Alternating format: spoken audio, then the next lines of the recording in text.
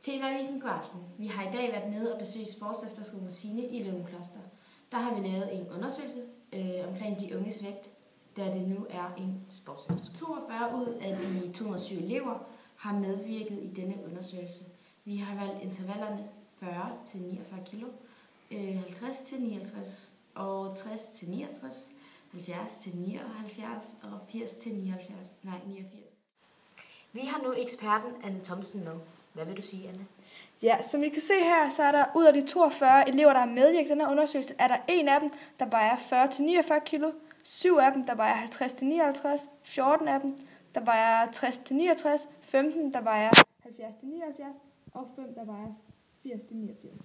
Vi har også regnet frekvensen ud, og det gør man ved, at man tager hyppigheden, der er ud for intervallet, og det dividerer man så med så mange, der har deltaget i undersøgelsen, altså 42.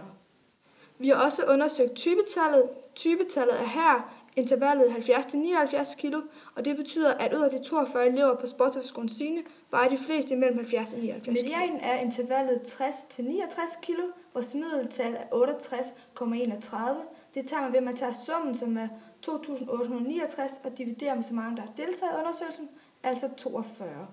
Variationsbredden, den finder man ud af ved, at man tager det, der er det højeste interval, som er 89, og minus det med det laveste interval, som er 40, og det er så lige med 49 kilo.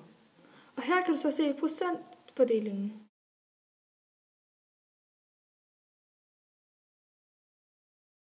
Her kan du se vores kvartiler. Ved 25% er det 61 kilo, ved 50% er det 69 kilo, og ved 75% er det 76 kilo.